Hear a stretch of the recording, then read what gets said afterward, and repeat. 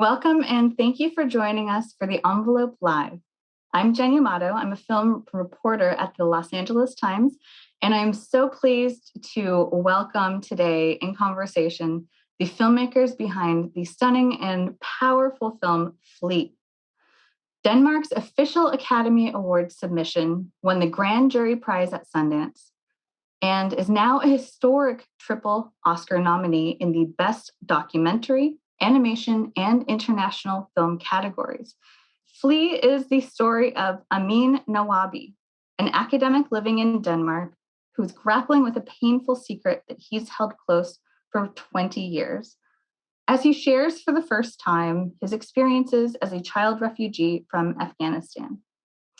Joining me today are producer Signe Byrge Sørenson, a previous two-time Oscar nominee for the documentaries The Act of Killing and The Look of Silence, producer Charlotte de la Gournerie, the animation producer representing Sun Creature Studio, producer Monica Hellström, who with Signe also represents Final Cut for Real, and writer-director Jonas Poher Rasmussen.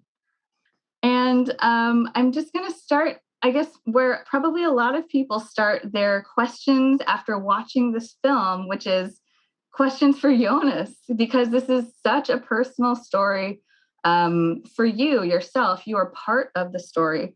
You're part of the story within the story, so to say.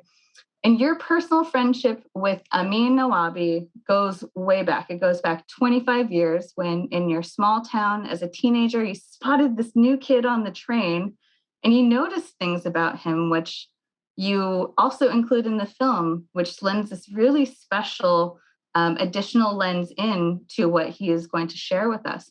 And I wonder if you can start by telling us over the years as you grew closer with Amin, as you became a filmmaker yourself, what was it that gave you the sense that your friend had the story within him and that you wanted to help him tell it? But you never really know when you start the journey of doing a documentary where it takes you. And I also didn't know with this one. I was curious about how and why Amin arrived to my little Danish hometown all by himself from Afghanistan. And I would ask him, but he didn't want to talk about it. And I of course respected that. But this story kind of became this black box in our friendship, but also within him, this thing that he couldn't open. And it stayed like that for years. But always, I had the curiosity. And then 9 years ago, Amin decided that he not only wanted, but he needed to share his story because for so many years, his past and present had been disconnected. And he had really wanted to kind of put them back together and feel more like a whole person and being able to bring his past with him when he met people. But it wasn't until, when we started talking in my living room back in 2013, where he finally opened up. And in the beginning, I thought this could maybe be a short film or it could be like a TV documentary and we could air it on national TV in Denmark. And then, it grew and grew from there. And here we are almost a decade later. Were you surprised when he finally said yes after all those years of saying, not yet, not yet? Yeah, I didn't ask him a lot about it. I asked him that one time when I met him, and then I asked him, I think like 15 years ago, if I could do a radio documentary about his past. And by then he already kind of said, but I know I need to tell this story at some point. I just need to be ready to do it. And he said when he was gonna be ready, he would actually share it with me. So I had it in the back of my head that this was something we could do together. And then I was invited for this workshop in Denmark called Animedocs, where they invite animators and documentary filmmakers to develop ideas for animated documentaries. And they asked me if I had an idea, and I thought, okay, but maybe this is a good way to tell his story. And then when I asked him, he finds it. He was very intrigued by the fact that he could be anonymous behind the animation, and that was really what enabled him to start sharing his story. Right. I mean, the anonymity. We don't actually know Amin's real name. And that's something that's also a very intriguing element of this story that I want to get into. But first, I want to ask everybody in this conversation a question. And it has to do with the first question that we hear in the film. The first words we hear are, "What does home mean to you?" And it strikes me as that's actually quite a powerful way to begin this story, because it places our audience in the position of asking that of themselves as well. And I wonder if each of you can sort of talk about that element and in which ways you were hoping that the audience would find themselves engaging with the story as it went along. Signe, maybe we can start with you.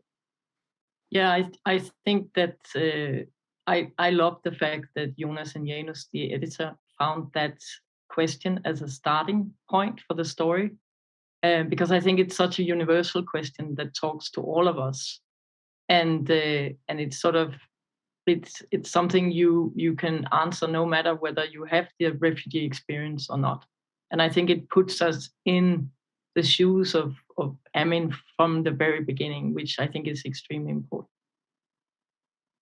And Monica, as somebody who is also very early in on the process of developing this, I would pose the same question to you. Just thinking about that question, what does home mean to you as a way into this story?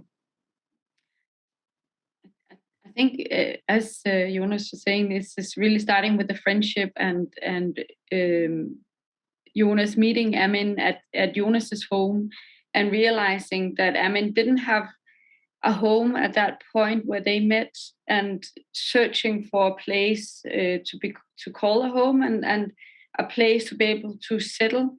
I think that was such an important question, and a theme that Jonas and Janus worked from the very beginning. And just to echo Signe as well, it makes us really relate to Amin and put ourselves in the shoes and questioning what is a home to us. So very powerful way to start. And Charlotte, you are here representing this wonderful element of this film, also the animation, courtesy of your company, Sun Creature Studio. And that question is also posed in tandem with the first images we see. So can you talk about your perspective of that opening and opening it that way? I think it was a choice to come with this strong music, with those graphical sequences that are slowly making into the film. And this style of choice is after being changed with, we're going to 2D animation and we're going to different location. We start in Kabul, and to go to your question of what does home means for us as an animation studio. And it was very important to dispatch Kabul, Denmark, Moscow, all the places where Amin has been living, to make sure that we were true to the home has been like the places he has been through during his journey. So I think the work we've been doing with the designer, all the concept artists, to make sure we painted Kabul correctly, we painted Denmark correctly, to make sure that people that are in Afghanistan or were in Afghanistan at the time where it was their home, they could relate to it. And it was a very strong work that has been done together with people from Afghanistan, and also Amin, looking at the design location of Kabul.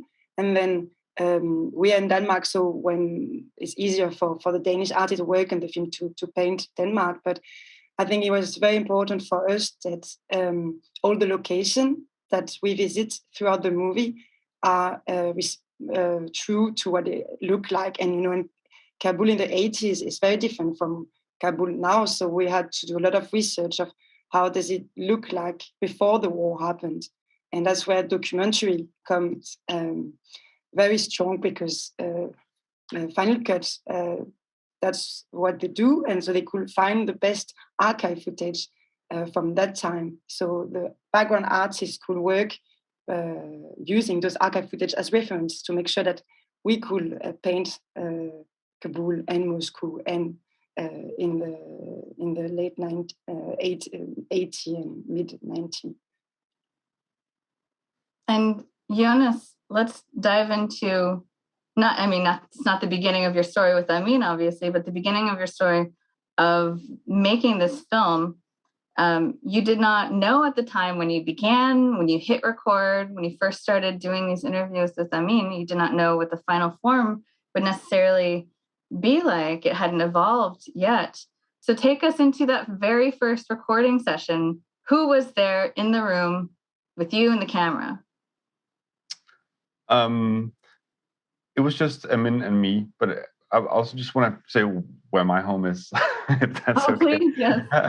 But just because I think I really what I realized in the process of making this film, and what Amin says in the beginning is, Flea is a place where you feel safe, and we've all been fortunate enough to grow up in a place where we felt safe, and to understand that so many people don't have that place was really something that I realized in the process of making this film. And to me, home is of course my home, where I have my family and I feel safe, but it's also where I grew up and I had my childhood. And I can go back to that place now, and I can feel the calm of having that land where I had my childhood. But Amin can't do that. I asked him, if he wanted to go back, and he told me that the place he grew up doesn't exist anymore. So I think there were many realizations of making this film, but this notion of home was really something that became very prominent in me while working on it. And then for the first interview, it was in my living room in my home, and it was just me and him, and 2 cameras and 4 microphones. And I didn't really know anything about his story at this point. What you hear in the film is the very first time he talks about these things. So I was just kind of, it was him finally opening this black box that had been in our friendship and within him for all these years. And we did it slow. We kind of made this agreement that, okay, but take your time. We can always have a break. You can always say, okay, but this isn't working. For the first year and a half, I think we kind of had this agreement that he'd always say, okay, but this isn't working. And then we wouldn't make the film. So it was really just a process of kind of starting to open up this story and see where it took us. And then, slowly, during the span of 4 or 5 years, I did around 20 interviews with him. And slowly we would kind of get deeper and deeper into his memories. So by the time you had finished completing your interviews, how many years had passed? About how many interviews, about how many hours of tape did you have? I think it wasn't that much actually. I think it was around 25 hours of interviews. And I did around 20 interviews during a span of 5 years with him. And, at times it took a long time. We didn't, because he was here in the US studying and doing research. So at times we wouldn't see each other for months. And then we would see each other again, and then we would do an interview. And also, all the way through actually the period of editing, I would still kind of do new interviews, because I would listen through interviews, and new questions would pop up, and I would ask, can we please revisit this memory? And then we would kind of talk about things again and again. So in the beginning, I kind of got the broad strokes of the journey from Afghanistan to Denmark. And from there, it felt like it was more of kind of going like deeper and deeper into the memories. And also because in the beginning, there were things he couldn't talk about. And slowly, as he kind of opened up, he would start to recall things, and he would become more and more ready to also open up about things that was really difficult for him to talk about. Well, speaking of which, there are several moments that are sort of honestly jaw-dropping from an emotional standpoint to watch, to experience as a viewer. Moments that I don't want to call them twists, but they're major revelations that are sort of revealed in the process of you speaking with Amin about his story and the nature of the story that he holds close to him. I wonder if you can speak a little bit about the discovery that the process of discovery that you went through in peeling back those layers and those big moments that we experienced in the film. No, but it was really a journey as well for me. Of course, I think I had prepared myself to hear really, really harrowing things, because in high school there were these stories going around that he had seen all of his family getting killed. So I kind of had prepared myself. Okay, this is going to be a really tough story to listen to. And then I tried to focus mostly on him, that he felt comfortable and if he was okay sharing these things. And then, of course, in the process of doing that, I had these realizations about what he had went through, and also that he had family and these positive things in the story, which I found quite remarkable. And also, it was so nice to hear, because I had expected so bad things, it was so wonderful to also hear, all the positive things, the wonderful stories of his childhood, and also like the kind of music he listened to, and his relations with his family, and him falling in love in the back of a truck. All these things were kind of gave another kind of energy and humanity to his story. And Signe, Monica, Charlotte, can each of you share at what point you entered the project? At what point in Jonas's work that you were introduced to the story of Amin as it was unfolding, and how you then added to the effort? Was it Monica and Signe first who sort of joined in the process, Jonas? Yes, it was. I pitched it to Monica at this kind of workshop or whatever it was. I've known Monica for more than 20 years. So yeah. So Monica, what was Jonas's pitch? Do you remember how he presented this to you as it was still being discovered, in a sense? Yeah, he'd been at this workshop for animation people that was meeting documentary people. They kind of had a workshop where they put the people together. And Jonas had made this little teaser. I think it was only a minute long. And it was really amazing to see, because it's very much like the film is today, but of course very, very rough. But it was Jonas's first meeting with Amin, sitting on the train and sort of meeting Amin and, in his little hometown. And it was very obvious that this was going to really be a really, really strong story from the very beginning. It felt very special, and especially because of the connection between Jonas and Amin.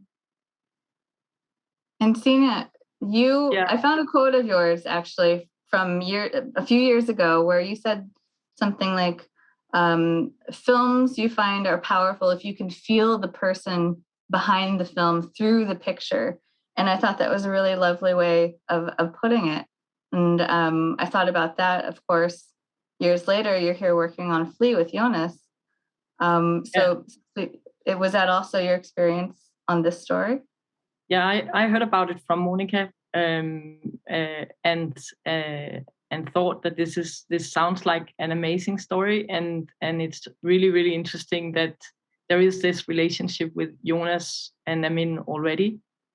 I also thought this is a very new thing for us. It's going to be a challenge with animation, because we come from documentary and we're used to dealing with small teams and a lot of material and long processes and so on.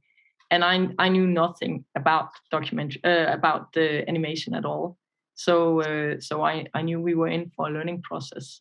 But then luckily we met Charlotte and got her involved. And Charlotte, what was your experience of hearing about this project and figuring out how to start building the animation side of it?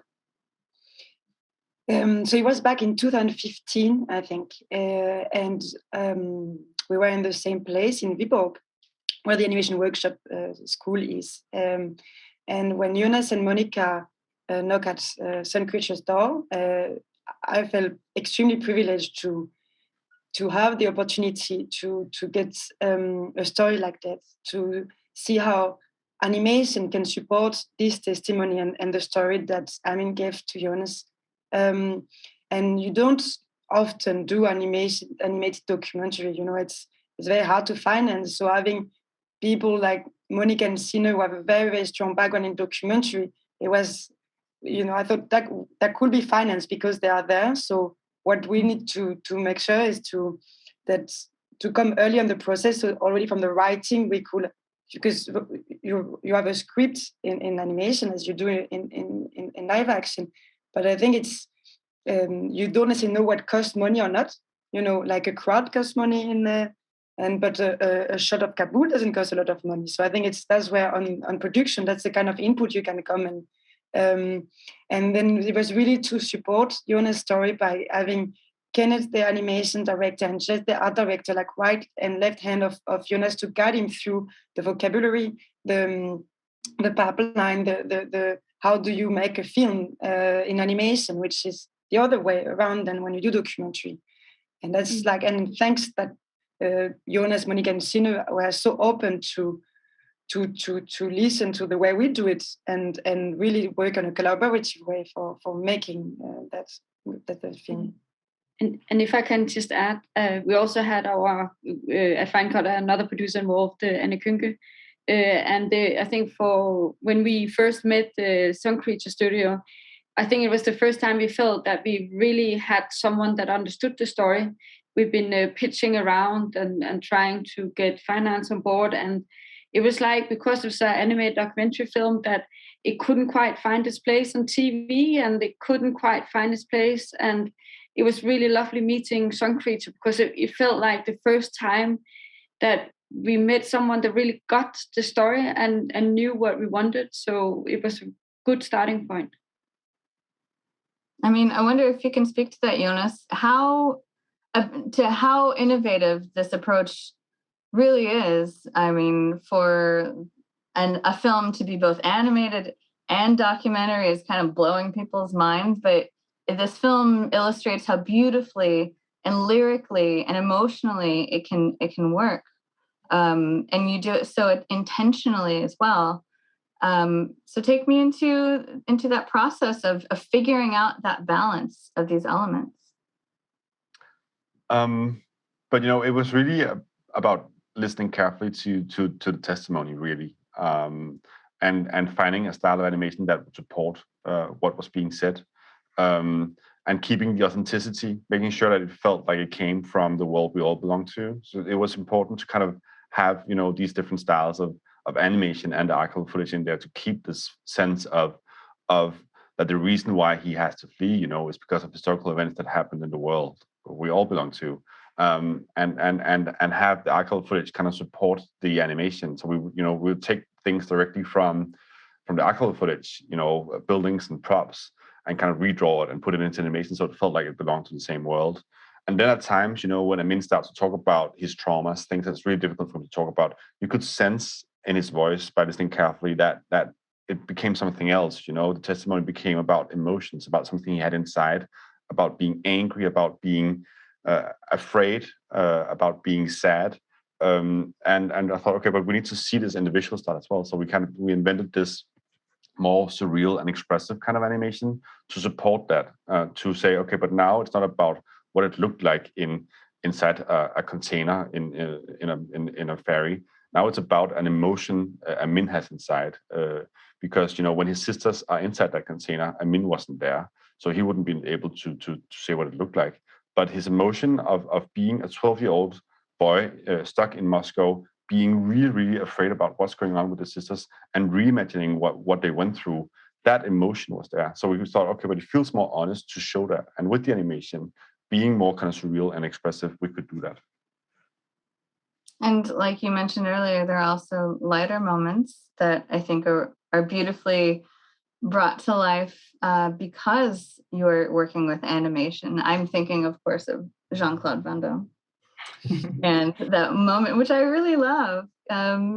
Talk about the importance of including a moment like that and what it allowed you to do because you were working in this way. No, but I think, because it's told from our friendship, and, we laugh a lot when we're together. And I just felt in order to kind of make him a human being, we need to have that aspect in there as well. So you don't just become a victim or just become a refugee. He's so much more. He's a complex human individual like all of us. And to have these moments of laughter was super important, because as in, a normal relation, when you meet someone and you're able to share a laugh, it creates connection, and it does the same here with the audiences. Because you're able to laugh with Amin and at him, it creates a connection, and when there's a connection, it generates empathy, and it's so important that we have these stories where we kind of mirror ourselves in it and feel empathy towards people who we don't normally identify with. And I know you're still in touch with Amin, even now, and obviously through the film's release in these past many months. And Charlotte, earlier you mentioned that everybody wants to know about Amin now, right? After they see the film, they want to know, what does Amin think about it?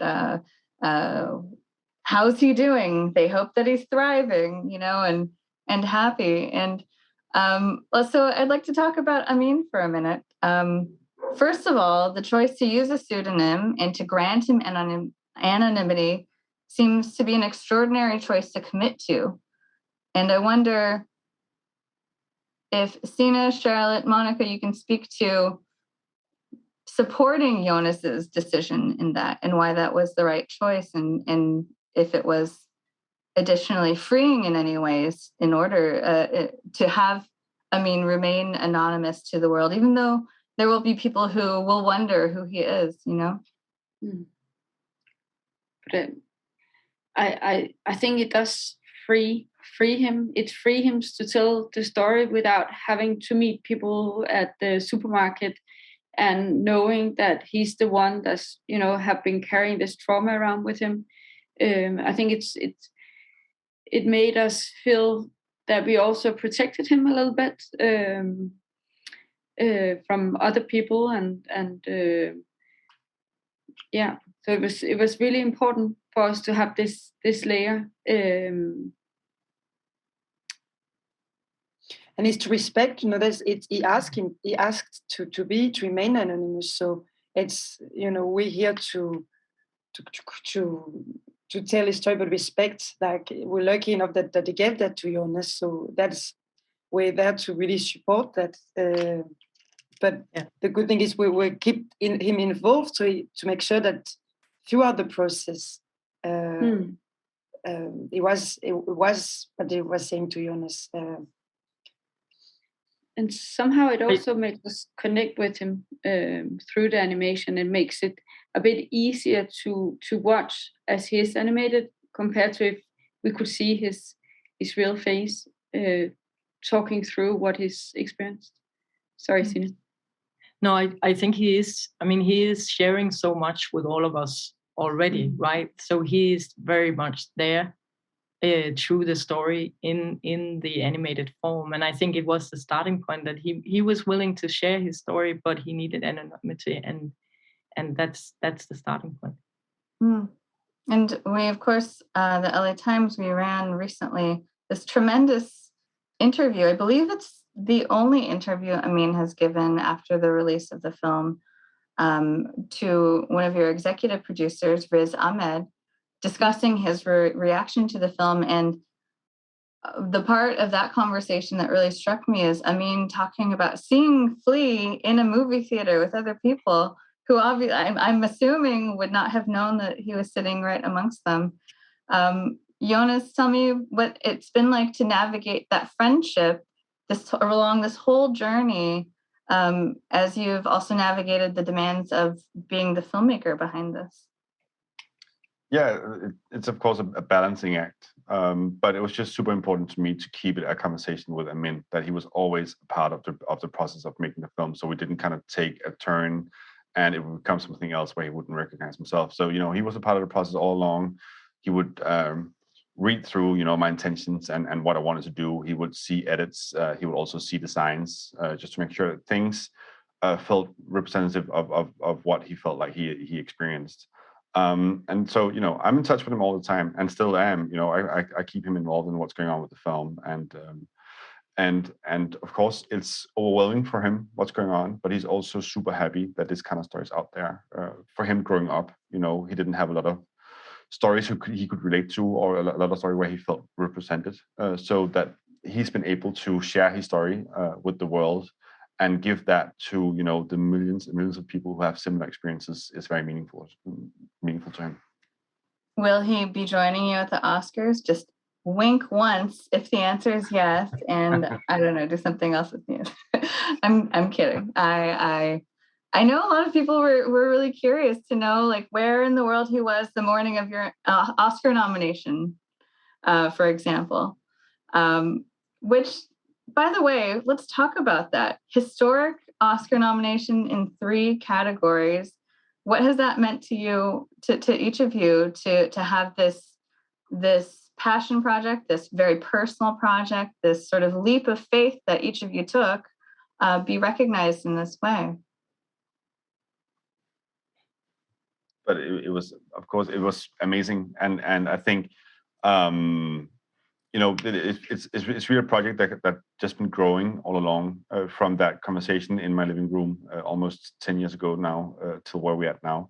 So it's been an amazing journey, and it's been such a pleasure to work with this team who's really supported, the importance of telling the story in the right way.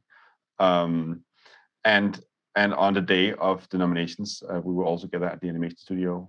Not Amin, but most of the team were there, and it was a big relief for all of us to get the first nomination, and then to get the second and third one was just unreal. And I was on the phone with Amin right after. He was at work and had just done his lunch break and kind of saw it online, and then had to go back to work and pretend nothing happened. So it was.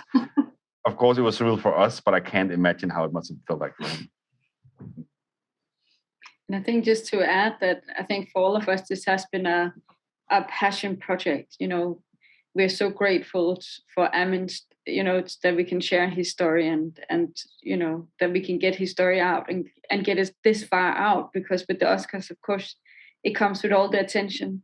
So that's been very important. But I think the film would not have been able to be done if it wasn't for passion, because we had to be very creative in making this story possible. So yeah, it was very exciting of the day of the nominations. Yeah, and I think it's amazing to have 3 nominations. It's our peers in each category, from documentary, from animation, and from international movie, that recognize the craft. So being recognized and acknowledged by our peers, and that is not in one box. It's a story, so it's a film, and it doesn't fit in one box. And that was recognized by each discipline. That's really something that we are very proud of. The above 120 people that works on this film. So yeah, we're really grateful. It's amazing. And in the international category, in order for us to even be considered for that category, the film has to be chosen by a committee in Denmark as the Danish selection. And so to be chosen for that amongst a lot of fiction films right after the year where another round won, also for Denmark, that felt like a huge responsibility. And also a huge recognition of a documentary that was animated from our background, from the Danish Film Institute and the Danish system in general. And so it was a huge relief when the nomination came true. Also, that we felt that we could honor that selection. Well, in closing, I'm sorry. Sorry, it's just also for documentary. This is a true story, it's Amin's story, and I think we would have been devastated if people hadn't recognized it as a documentary film. So just to sum up what Signe was saying as well, and Charlotte, for us, all the 3 categories were actually really, really important, because it's the 3 of, the animation meeting documentary and us being recognized by the Danish Film Institute and putting the film forward. So it was really a lot at stake. So a huge relief that we got the nominations.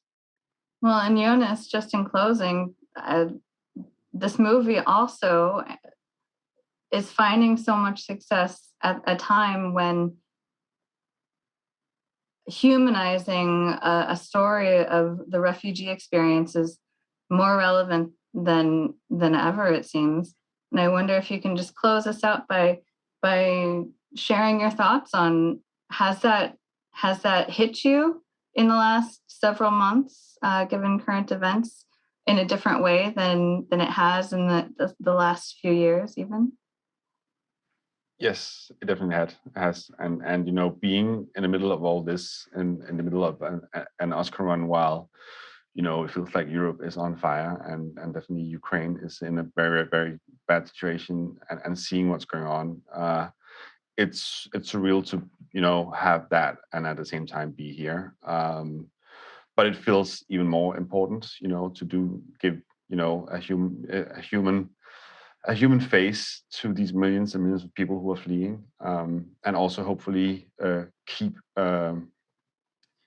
Afghanistan in the media. You know, they're in an extremely vulnerable situation right now. The infrastructure is totally collapsed, and it's winter, and people are starving in the country. So it's sadly relevant, and also become, of course, meaningful to fight for giving human faces, and shining a light on what's going on in Afghanistan. Thank you. This is such a powerful film. I thank you all for joining us today in conversation. Thank you, Signe. Thank you, Charlotte, Monica, and Jonas. And thank you to our audience out there for tuning in. This has been such a wonderful conversation to have around a wonderful film. It's a beautiful, powerful film. So go tell everybody about it out there. And good luck to you all. Thank Thank you so much.